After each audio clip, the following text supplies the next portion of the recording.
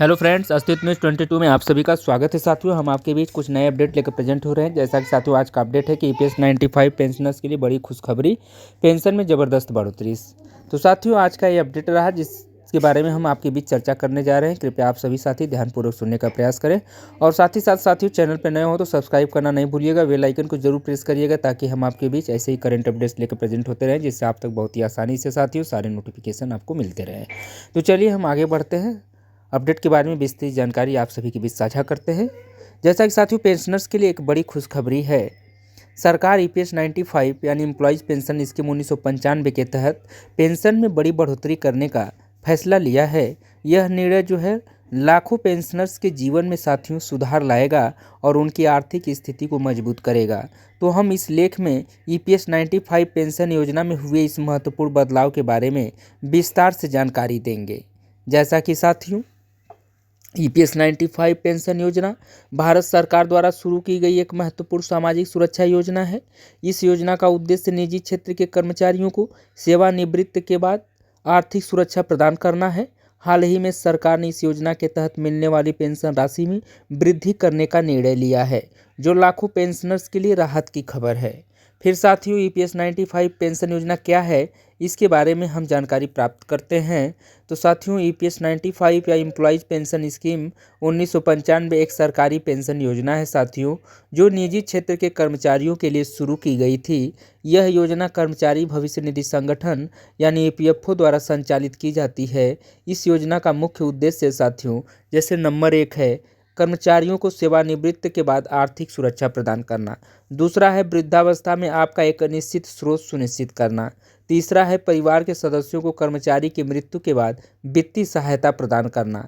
तो साथियों ईपीएस 95 योजना का संक्षिप्त विवरण कुछ हम आपके सामने एक्सप्लेन करने जा रहे हैं। कृपया आप सभी साथी ध्यानपूर्वक सुनने का प्रयास करें। जैसे योजना का नाम है एम्प्लॉयज़ पेंशन स्कीम यानी ईपीएस 95। शुरुआत जो है इसका शुरुआत वर्ष 1995 में हुआ था। संचालन जो है साथियों कर्मचारी भविष्य निधि संगठन यानी ईपीएफओ करता है और लाभार्थी जो है इसके निजी क्षेत्र के कर्मचारी होते हैं। न्यूनतम सेवावधि इनकी 10 वर्ष होती है। पेंशन की शुरुआत जो है 58 वर्ष की आयु में होता है और अंशदान साथियों कर्मचारी के मूल वेतन का 8.33% होता है और पेंशन का प्रकार जो है ये मासिक होता है। फिर हम बात करते हैं कि ईपीएस 95 पेंशन में बढ़ोतरी क्या है, इसका नया रूल्स क्या है, इसके बारे में हम जानने का प्रयास करते हैं। तो साथियों सरकार ने ईपीएस 95 पेंशनर्स के लिए एक बड़ा फैसला लिया है। पेंशन राशि में ज़बरदस्त बढ़ोतरी की गई है। यह वृद्धि पेंशनर्स के जीवन स्तर में सुधार लाएगी और उनकी आर्थिक स्थिति को मजबूत करेगी। तो साथियों नई बढ़ोतरी के मुख्य बिंदु कुछ इस प्रकार हैं, जो हम पॉइंट वाइज आपके बीच एक्सप्लेन करने जा रहे हैं। नंबर 1 है न्यूनतम पेंशन राशि में वृद्धि, यानी साथियों पहले जहां न्यूनतम पेंशन 1000 रुपये प्रति माह थी, अब इसे बढ़ाकर 3000 रुपये प्रति माह कर दिया गया है। दूसरा पॉइंट है साथियों पेंशन फार्मूला में संशोधन, यानी पेंशन की गणना के लिए उपयोग किए जाने वाले फार्मूले में बदलाव किया गया है, जिससे अधिकांश पेंशनर्स को लाभ होगा। तीसरा है साथियों डियरनेस अलाउंस का समावेश, यानी डीए का समावेश क्या है, इसके बारे में भी हम जानकारी लेते हैं। तो साथियों पेंशन राशि में महंगाई भत्ते को भी शामिल किया गया है, जो मुद्रास्फीति के प्रभाव को कम करेगा। फिर बात करते हैं हम चौथे पॉइंट की कि बकाया राशि का भुगतान, यानी साथियों पिछले कुछ वर्षों के लिए बकाया राशि का भी भुगतान किया जाएगा। साथियों पांचवा है ऑनलाइन पेंशन ट्रैकिंग सिस्टम। तो साथियों पेंशनर्स अब अपनी पेंशन की स्थिति को ऑनलाइन ट्रैक कर सकेंगे। फिर उसके बाद हम बात करते हैं अगले कॉन्सेप्ट की, जैसे पेंशन बढ़ोतरी का प्रभाव। पेंशन बढ़ोतरी का प्रभाव क्या है, इसके बारे में हम जानकारी लेते हैं। तो साथियों इस बढ़ोतरी का पेंशनर्स के जीवन पर व्यापक प्रभाव पड़ेगा। कुछ प्रमुख प्रभाव हैं, जैसे इनको भी हम बिंदुवार आपके बीच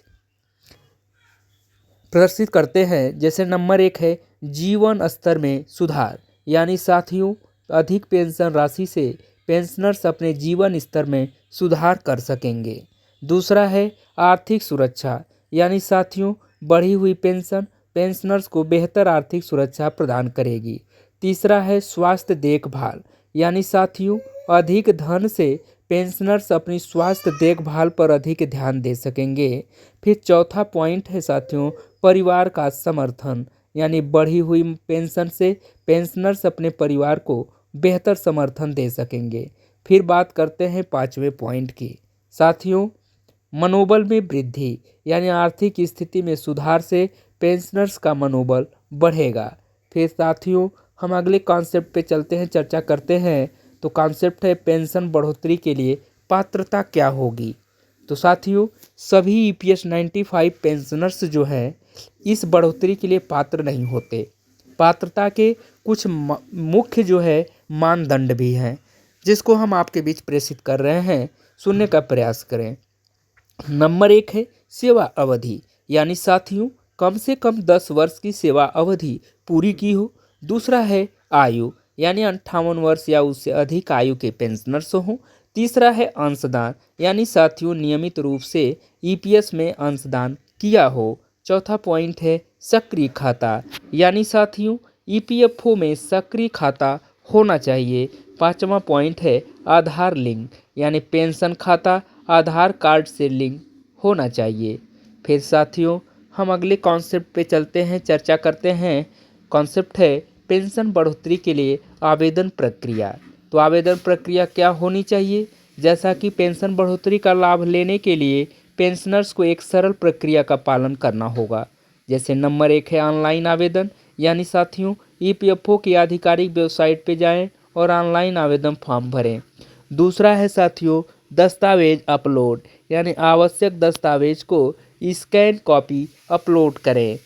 फिर उसके बाद तीसरा पॉइंट है साथियों तीसरा पॉइंट है आवेदन जमा कैसे करना है। तो फॉर्म जो है भरा हुआ एक रेफरेंस नंबर मिलेगा, भरा हुआ फॉर्म जमा करना होगा और एक रेफरेंस नंबर आपको प्राप्त करना होगा, मिलेगा।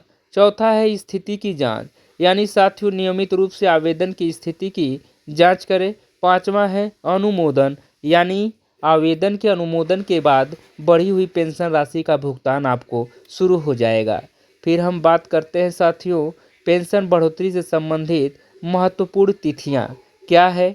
तो साथियों पेंशन बढ़ोतरी से संबंधित कुछ महत्वपूर्ण तिथियां जिन्हें पेंशनर्स को ध्यान में रखना चाहिए। जैसे नंबर 1 है घोषणा की तिथि, यानी सरकार ने इस बढ़ोतरी की घोषणा जो है 15 अगस्त 2023 को की थी। दूसरा पॉइंट है लागू होने की तिथि, यानी साथियों यह बढ़ोतरी 1 सितंबर 2023 से लागू हुई।